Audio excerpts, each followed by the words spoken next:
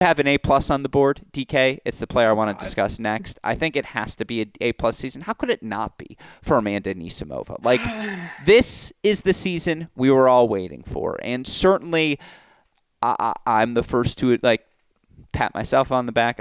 I said it earlier. I was wrong about Paolini following up with the top 8 season.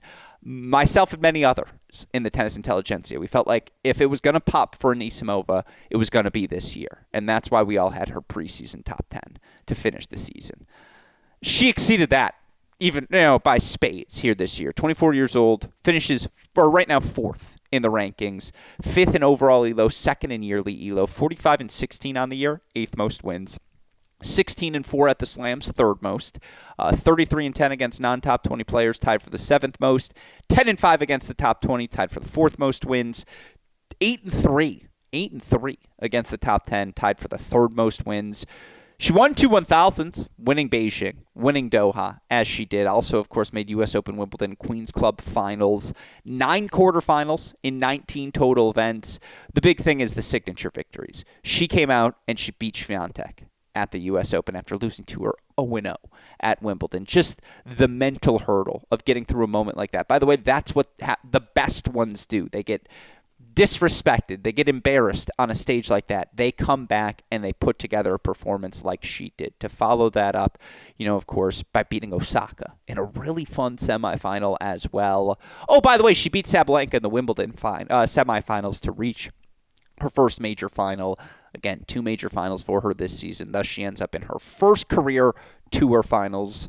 I just don't know how this is anything less than an A+, DK. Like, no matter what your expectations were, Amanda Anisimova is just a contender moving forward, and she should win Most Improved. Like, we're gonna find somewhere for her on the WTA Tour awards ballot. A+ season. I can't believe you're making me be mean about Amanda Anisimova. That is low. That is low, and then it's beneath you. Listen, it's certainly her best year. Like, if you were to rank all of her years, this is by far an A+ year for her. Is it a better season than, the players who won slams? No. Is it, and it's hard to overlook the 6-love final loss. I mean, that alone, I think would preclude an A+, but I do think it's an A-. There's an argument to be made, in fact, that she was probably the most consistent American player, from start to finish. If you value everything equally, she's probably had the more consistent season, but obviously she did not have the slam title to really, lock down that resume argument, but certainly an amazing year from a player that I would say like Amanda Anisimova doesn't have haters. Like, I can't even imagine, like, who does not like, if you're a fan of like beautiful tennis, if you're a fan of like heartwarming stories and overcoming adversity, like, there's something for everyone with Amanda. She's like very cool. She's like, Coco is very cool as well, but Amanda's also very, like, probably one of the 2 of the coolest players on tour. Like, if we're lacking like bam charisma star power we are certainly not lacking in like cool factor coming into Riyadh for sure between Coco and Amanda. So I mean, like, a phenomenal year, and I only hope for more from her. I mean, like I mentioned before we got on the podcast, I've been seeing someone, ladies and gentlemen, and I did send him highlights of the Beijing final between Anisimova and Noskova, and I just went, this is tennis. This is as far as, if anyone asks, this is tennis. And it's just, that for me, so we've got to set the bar appropriately here. So like that, I'm grateful for that, if nothing else. I didn't bring this up at the intro. Some scholars have argued that part of the reason we haven't podcasted as much is because you haven't had time for me, because you are been going on so many dates. Yeah, exactly. You're seeing someone, and it's not me. So obviously you don't have time for your side piece over here. No, I don't know the argument for less than an A. Like, not less than an A. Yeah. Yeah. Oh, okay. You did say said A-. No.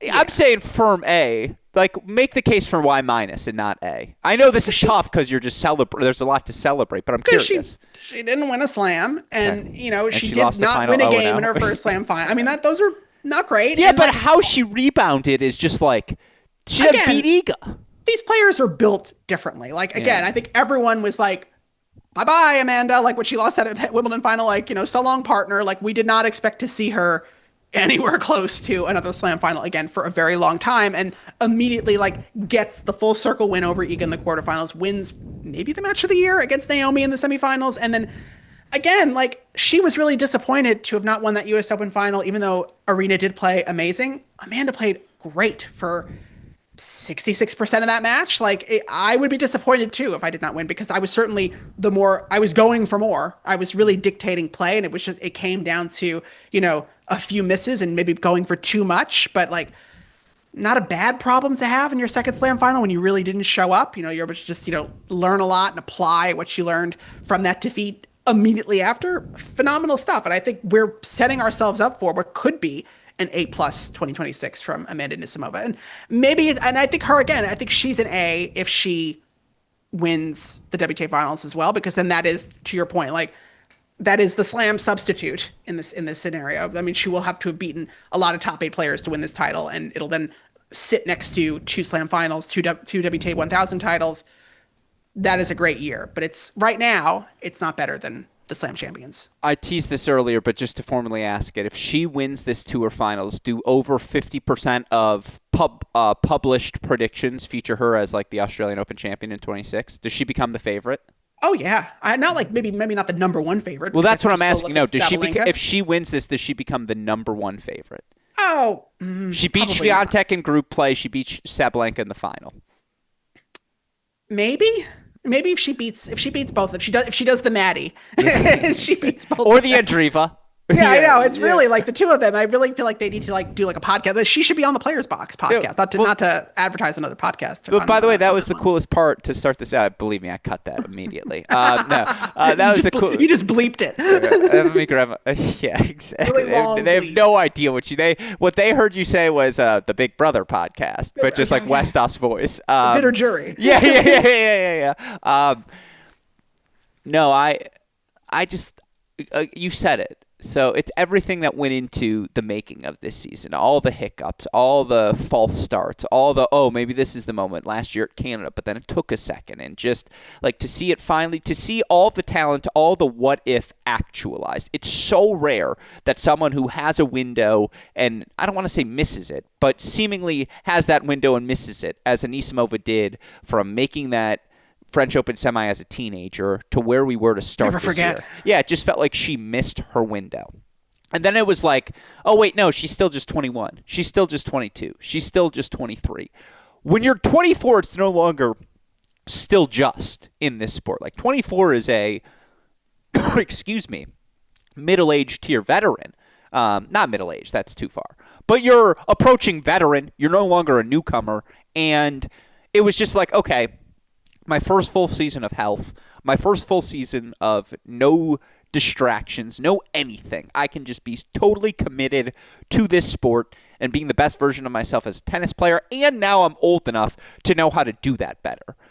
And this is who I am. And it's just like, I guess part of it is also how not flash of the pan it feels. It's just like all of us feel like, okay, she's here now. And this is who she'll probably be for the next X seasons she's healthy. That, to me, is enough for it to be a firm A. Yeah? WTA finals pending. Okay, fair enough. All right.